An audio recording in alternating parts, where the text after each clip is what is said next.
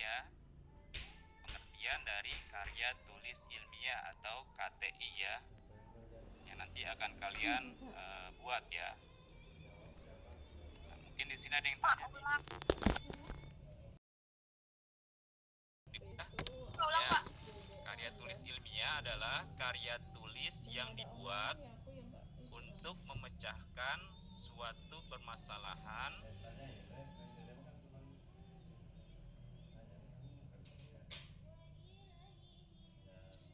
karya tulis yang dibuat untuk memecahkan suatu permasalahan dengan landasan teori dan metode ilmiah. Untuk apa Pak tadi? Untuk memecahkan suatu permasalahan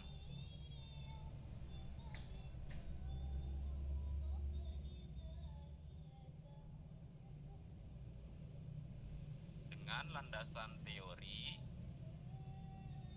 dan metode ilmiah. Nah, ini ya pengertian dari karya tulis ilmiah. Pasti di sini ada yang tanya nih, apa yang dimaksud dengan metode ilmiah? Ya, sekarang kalian ya walaupun masih SD ini sudah diajarkan ya bagaimana untuk membuat karya tulis ilmiah. Ini sebenarnya ini sudah masuk pelajaran mahasiswa ini ya sebenarnya ya. Tapi luar biasa nih kalian nih, ya SD sudah mendapatkan materinya nih ya. Apa ini itu yang dimaksud dengan metode ilmiah? Masih belum pada tahu ya. Metode ilmiah adalah suatu prosedur atau cara. Ya silakan ditulis ya. Metode ilmiah adalah suatu prosedur atau cara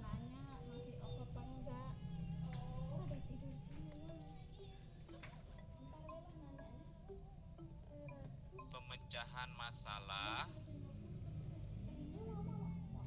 suatu prosedur atau cara pemecahan masalah dengan menggunakan langkah-langkah yang telah tersusun secara sistematis.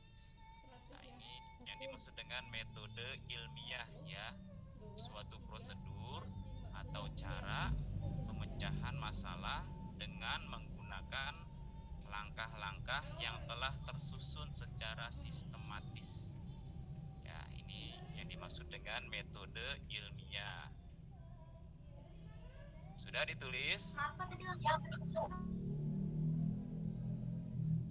apa Pak? Metode ilmiah adalah suatu prosedur atau cara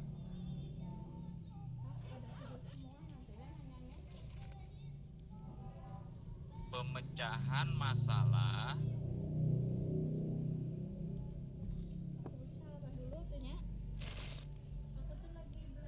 dengan menggunakan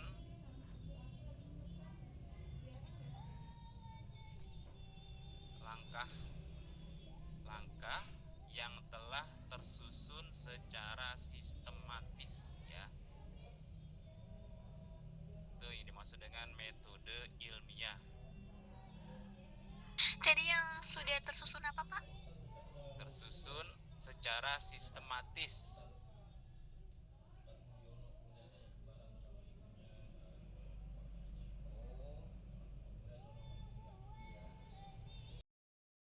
Kita lanjut lagi ya mengenai karya tulis ilmiah ini ya atau KTI ini ya. Biasanya KTI itu berisi data ya anak-anak ya, fakta dan solusi ya mengenai suatu masalah yang diangkat ya.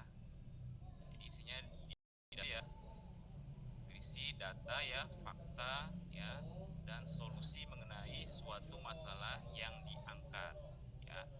Misalnya masalah kebersihan udah pasti dalamnya ya data-data mengenai kebersihan, mengenai kesehatan udah pasti dalamnya mengenai ya data-data atau fakta-fakta mengenai kesehatan gitu ya.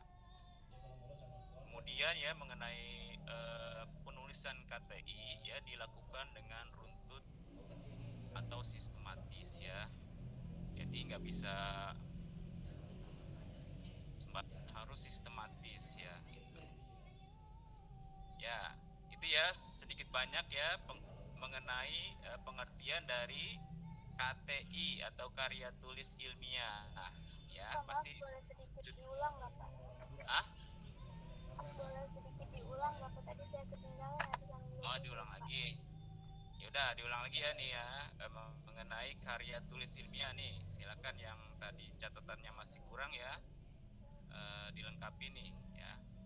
Karya tulis ilmiah adalah karya tulis yang dibuat untuk memecahkan suatu permasalahan dengan landasan teori ya dan metode ilmiah. Nah, mungkin ada yang tanya juga nih apa sih dengan teori ya. Teori itu adalah berupa definisi ya ataupun pendapat. Itu namanya teori ya. Adapun metode ilmiah adalah suatu prosedur atau cara pemecahan masalah dengan langkah-langkah yang telah tersusun secara sistematis ya.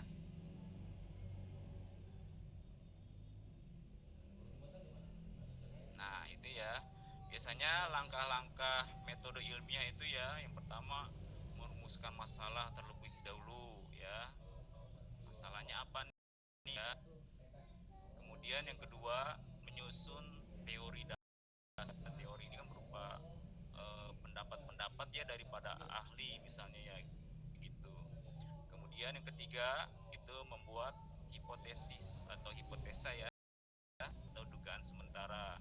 Kemudian yang keempat mengolah atau ini nggak usah itu sih nggak apa-apa ya. Tapi yang tadi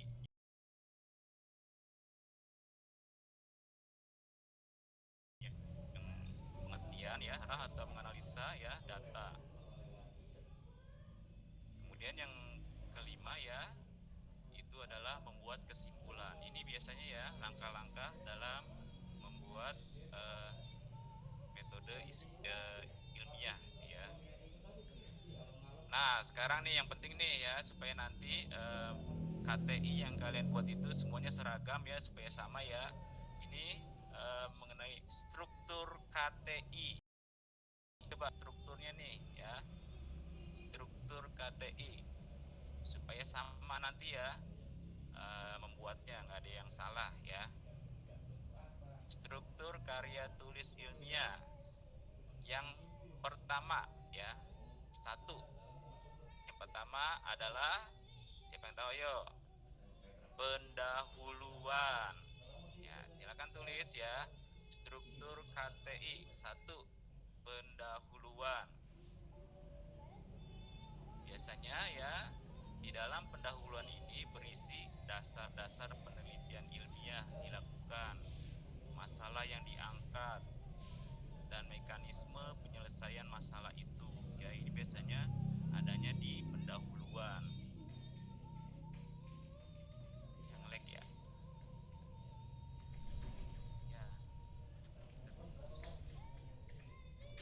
koneksi jaringan Anda terputus. Oh ya. Oh iya. Udah ditulis nomor satu itu pendahuluan ya. Supaya nanti sama ya membuat KTI-nya ya. Yang pertama itu pendahuluan.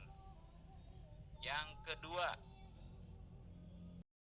isi dan pembahasan. Nah, udah pas ini ya. Ini intinya nih, inti dari KTI itu adalah isi dan pembahasan ya. Biasanya di bagian ini ya terdiri dari beberapa bab ya. Ini tergantung dari permasalahan yang kalian angkat nih ya. Kalau masalah yang kalian angkat itu pelik ya misalnya ya bisa mungkin berbab-bab nih, banyak nih babnya nih. Tapi kalau mungkin tidak terlalu pelik ya permasalahannya, ya mungkin bisa 2 bab atau 3 bab ya. Itu ya. Jadi tergantung dari permasalahan yang kalian angkat ya mengenai banyak dikitnya itu pembahasannya ya. Dan yang ketiga ini adalah kesimpulan. ini ya strukturnya ya, jangan sampai nanti berbeda nih yang satu dengan yang lain. Ya, yang ketiga adalah kesimpulan. Ya, yang ketiga adalah kesimpulan ya. Ya, diulang lagi ya. Struktur KTI ya, yang pertama itu adalah pendahuluan. Yang kedua, isi dan pembahasan. Dan yang ketiga adalah kesimpulan. Pada yang ketiga ini ya, pada bagian kesimpulan ini adalah berisi kesimpulan dari hasil analisis ya pada bagian isi dan pembahasan. Biasanya hanya satu bab aja ya untuk bagian kesimpulan ini. Jadi nggak banyak, nggak sampai 2 bab, 3 bab ya, cuma satu bab aja nih kalau kesimpulan ini ya. Itu ya mengenai itu ya. Nanti kalau kalian membuat KTI ya, ini yang pertama adalah ada pendahuluannya ya, bab 1 pendahuluan, bab 2 isi dan pembahasan, dan yang ketiga, bab ketiga adalah kesimpulan. Itu ya. Ya, itu ya mengenai struktur KTI atau karya tulis ilmiah. Kemudian apa sih ciri-ciri KTI ya? Ciri-ciri karya tulis ilmiah itu di sini yang Ustaz catat ini sampai ada 6 nih ya, sehingga dibilang menjadi KTI. Jadi kalian ini karya tulis kalian itu termasuk karya tulis ilmiah atau bukan nih ya? Bisa dilihat dari ciri-cirinya nih ya. Yang pertama itu reproduktif ya. Apa sih itu reproduktif? Karya ilmiah ditulis ciri-ciri apa Pak tadi Pak? Ciri-ciri KTI ya, sehingga tulisan kalian ya nanti bisa dibilang karya tulis ilmiah ya. Kalau seandainya ciri-ciri ini tidak ada, berarti bukan karya tulis ilmiah ya yang kalian tulis itu ya. Nah, ini ciri-cirinya yang pertama nih ya, supaya kalian tahu ya, pengetahuannya banyak nih mengenai karya tulis ilmiah nih. Yang pertama, reproduktif ya.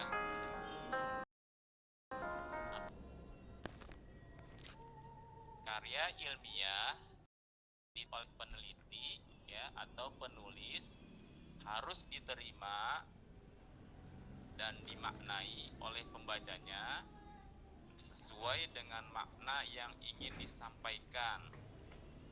Pembaca harus bisa langsung memahami konten dari karya ilmiah. Kan biasanya begitu ya, kalian habis membaca karya tulis ilmiah, kalian dari oh iya gitu ya, oh iya bener ya. Apa tadi karya ilmiah? Karena memang ini sampai reproduktif ini ya. Karya ilmiah ditulis oleh peneliti atau penulis harus diterima dan dimaknai oleh pembacanya sesuai dengan makna yang ingin disampaikan. Ya, sampai situ aja ya. Pak, kecepatan Pak. Pelan Pak. Diulang lagi ya. Ini reproduktif ya.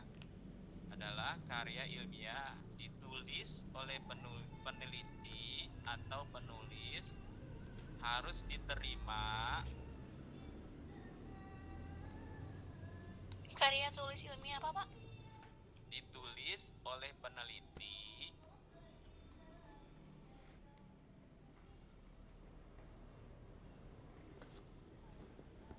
atau penulis ya, harus diterima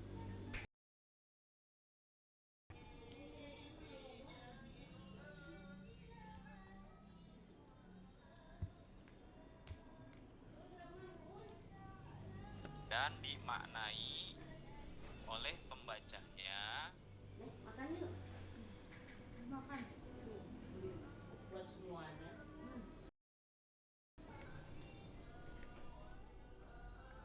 sesuai dengan makna yang ingin disampaikan.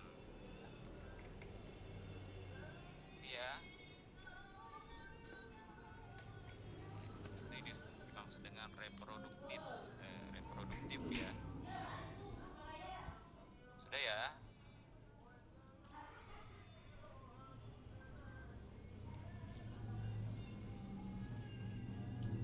Kemudian yang kedua nih, ciri-ciri KTI ya. Bentar Pak.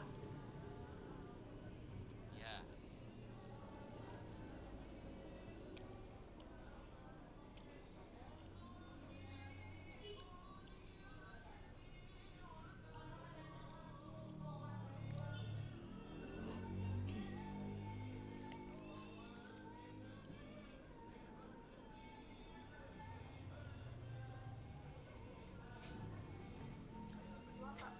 Dua ya, tidak ambigu. Ya, ciri-ciri yang di KTI adalah tidak ambigu.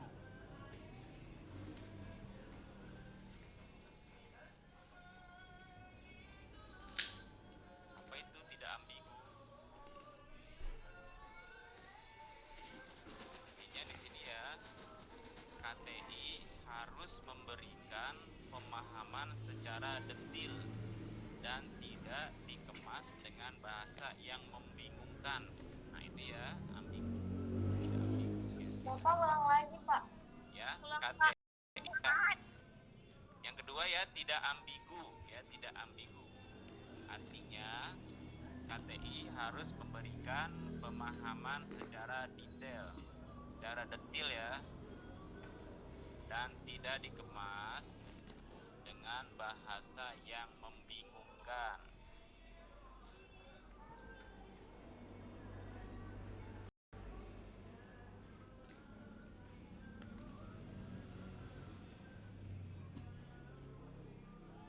Kalau ada karya tulis ya, bahasanya susah dipahami, misalnya pakai bahasa gaul ya, seperti bahasanya Debbie Saertian. Tahu nggak Debbie Saertian?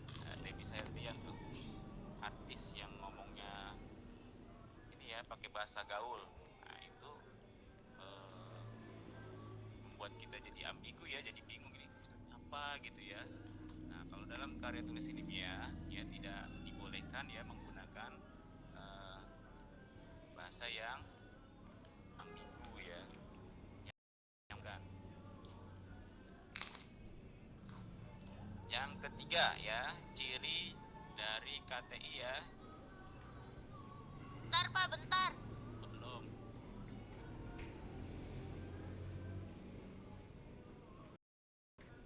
Pak, bisa ulang lagi nggak, Pak?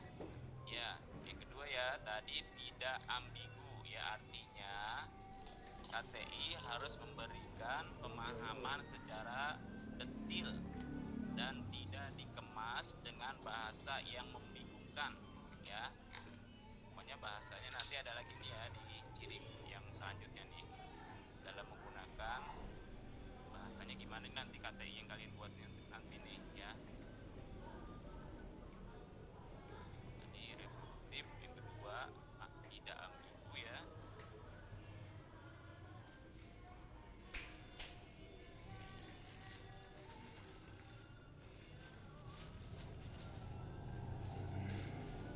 Sudah dua.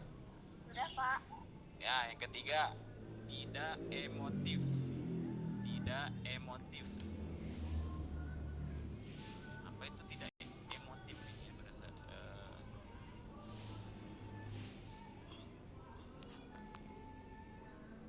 Terus, Pak. tidak emotif ya, di sini artinya KTI tidak melibatkan aspek perasaan dari penulisnya. Nah, itu ya. Bapak ulang lagi, Pak. Ya, tidak emotif. Belakangnya tidak emotif. Di sini artinya KTI tidak melibatkan aspek perasaan dari penulisnya. Nah, ini ya. Berarti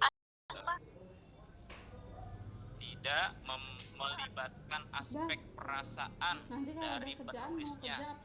Karena yang disampaikan adalah berdasarkan data ya, bukan dari perasaan dari penulisnya ya. Maksudnya kayak gini juga ya, karena yang disampaikan adalah data ya atau fakta.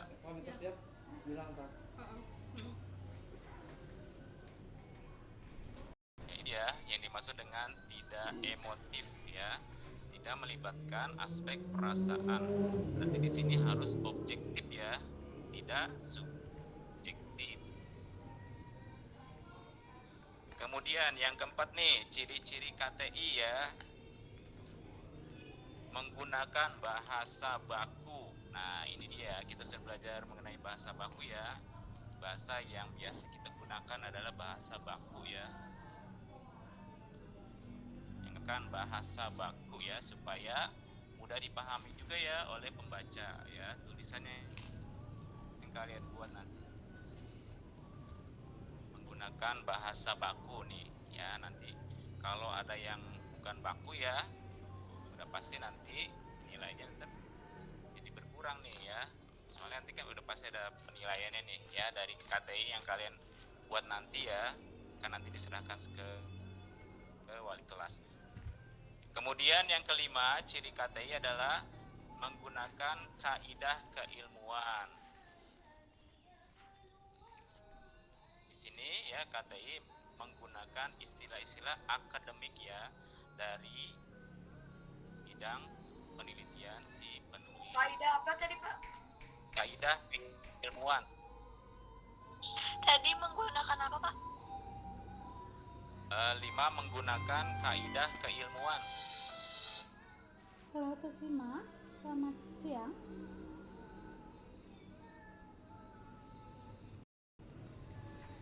Oh, Ya, dia menggunakan kaidah keilmuan. atau di tempat? Oh, Nah, ini yang keenam, yang terakhir nih ya. Ciri-ciri dari KTI adalah yang keenam adalah menggunakan kalimat efektif ya. Mari. Atas nama siapa, Pak? Kalimat efektif kita juga sudah belajar ya. Pak Opan. Kalimat efektif ya di kelas 6 ini. Juga di kelas 5 belajar mengenai kalimat efektif. Biasanya itu susunannya subjek, predikat, objek, kemudian keterangan itu gitu ya. Jadi sistematis ya kalau kalimat efektif itu ya. Ini tidak lain agar ya pembaca tidak pusing atau bingung ya dalam membaca ya karya tulis ilmiah yang kita buat gitu ya. Kalau saya ulang lagi ya, ini mengenai ciri-ciri dari KTI ya. Yang pertama adalah reproduktif ya. Yang kedua, tidak ambigu. Yang ketiga, tidak emotif ya. Nah, jadi tidak subjektif, ya, objektif ya, karena kalian menulisnya itu berdasarkan data dan fakta ya, tidak berdasarkan perasaan ya. Kemudian yang keempat adalah menggunakan bahasa baku ya. Yang kelima menggunakan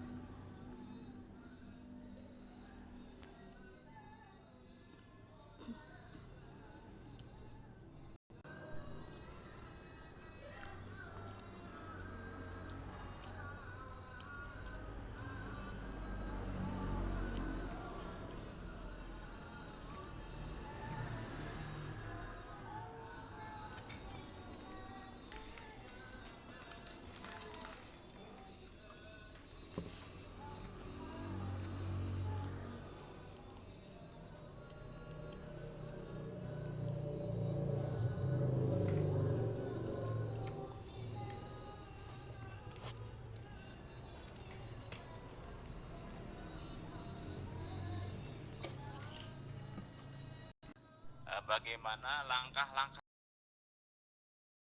sebelum wawancara. Silakan coba langkah-langkah sebelum wawancara.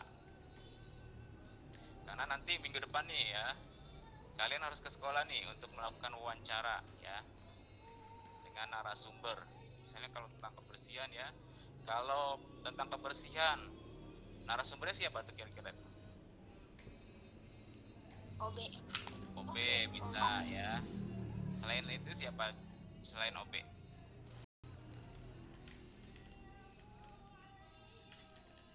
Kalau di sekolah ya udah pasti bisa dengan kepala sekolah ya, karena kan yang paling tinggi ya kepala sekolah ya, yang langsung melakukan kebersihannya kan OB ya.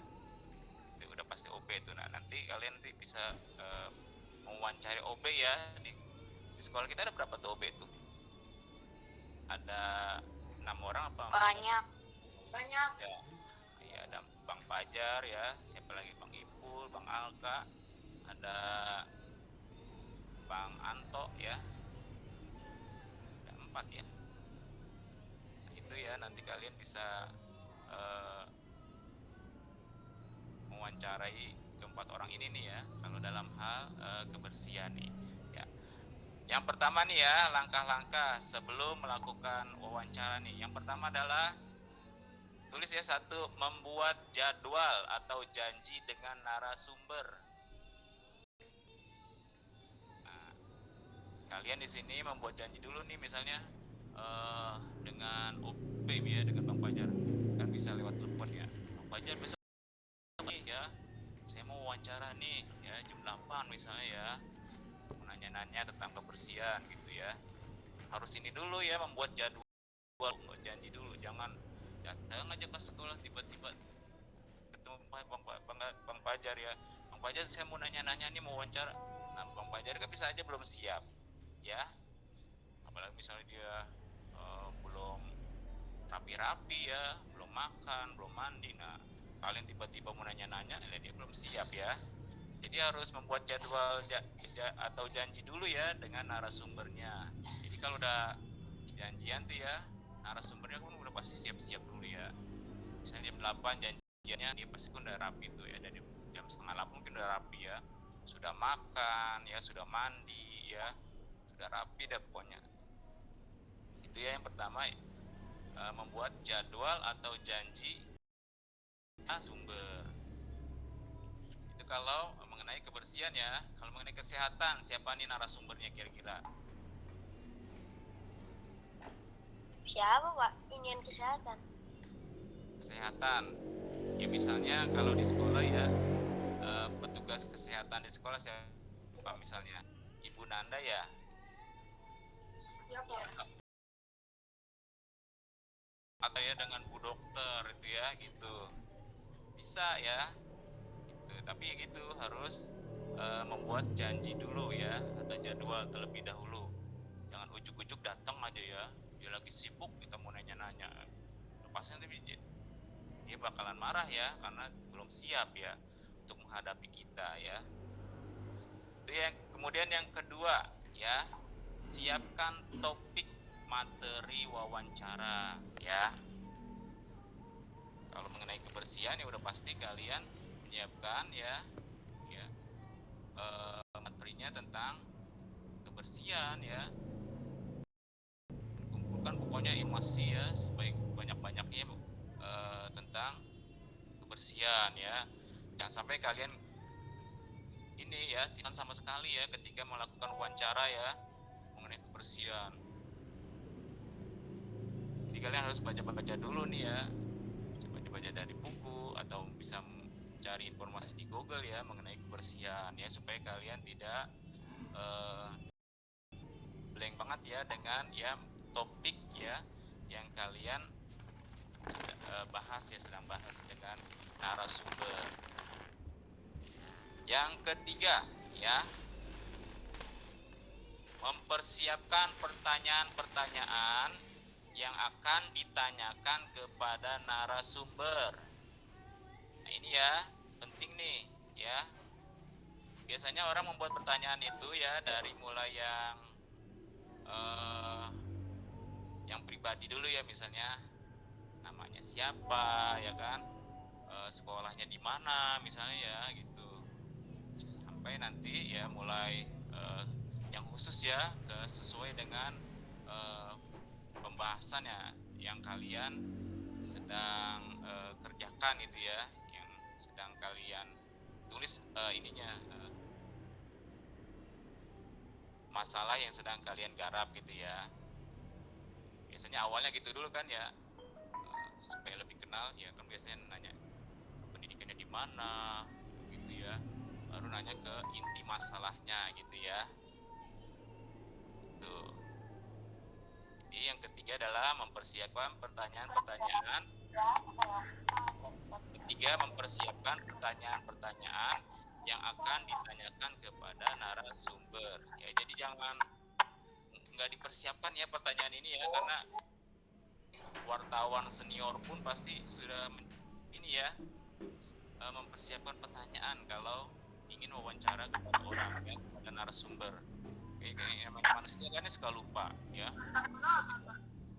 Kalau mengandalkan ini aja ya, ingatan kayak manusia kan suka lupa ya. Tapi kalau ada catatan ya, enak kita ya. Oh ini, yang pertama saya mau nanya ini nih, nomor 2 mau nanya ini nih, nomor 3 nanya. Enak ya kalau sudah dipersiapkan pertanyaannya, ya gitu. Kemudian yang keempat adalah mempersiapkan alat pencatat atau perekam. Nah, kalau nggak mau menulis ya, siapkan aja ya rekaman. Tip ya untuk merekam ya wawancara kalian. Kalau kalian nggak sempat kalau menulis, kan biasanya orang kalau ngomong kan cepet ya, cepet kan kalau dia ngomong ya. Tuh. Kalau kalian lambat dalam menulis ya, yaudah siapkan tip ya untuk merekam. Tuh. Karena memang ya kalau Ustadz dia tuh ya, tuh yang wartawan ya yang suka mencatat tuh ya, dia tuh berantakan ya sebenarnya. Yang paham hanya dia, tapi dia paham tulisannya gitu. Karena dia harus menulis cepet ya, kalau orang ngomong kan cepet tuh, gitu ya. Nah, kalau menulis kan suka ada yang ketinggalan ya, omongan dari narasumber suka ketinggalan tuh.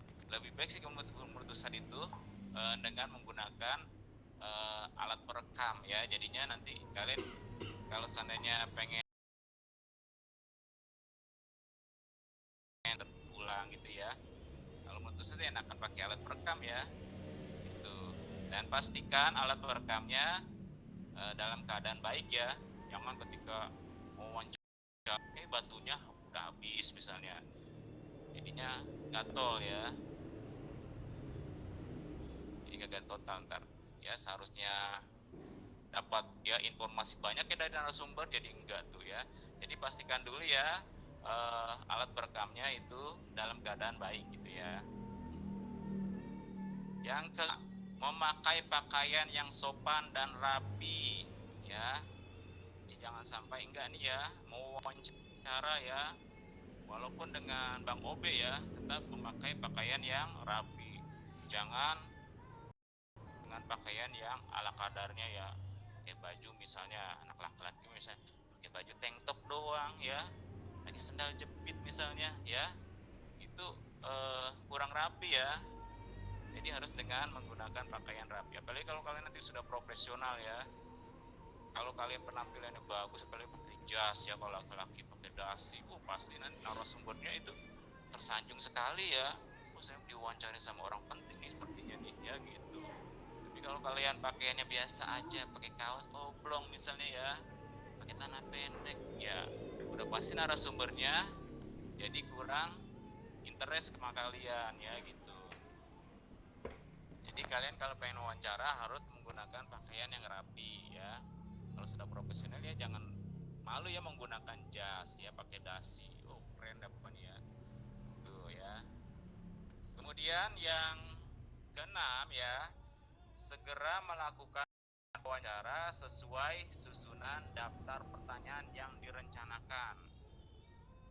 Ya, segera melakukan wawancara sesuai susunan daftar pertanyaan yang direncanakan. Nah ini ya, kalau bisa itu ya harus berurutan ya, jangan sampai yang udah dibuat ya ada 1 sampai 10 pertanyaan. Dari pertanyaan nomor 1 tiba-tiba nomor 10. Itu kadang-kadang ini ya. Biasanya nomor 10 itu terakhir itu sudah menutup ya pertanyaan yang mungkin kurang penting atau biasanya kesimpulan ya kalau pertanyaan terakhir itu atau gimana gitu ya. Jadi jangan nomor 1 langsung nomor 10. Jangan ya. Sesuai dengan ini urutan yang kalian buat. Satu nomor 2. Biasanya kan ada tahapannya ya kalian dalam buat pertanyaan. Habis ini biasanya ke sini. Masuk dari jam Jadi 8 mama tungguin loh. ini ya rapi ya. Jangan lompat ya. Sesuai yang kalian sudah susun ya Coba diulang pertanyaannya. lagi terus-terusan. Biasanya seperti itu ya. Kan kalau sudah lompat udah pasti nanti kalian isi. Dan narasumber juga nanti gimana sih bertanya. Biasanya kan orang kalau bertanya ini ya dari mulai dasar gitu ya.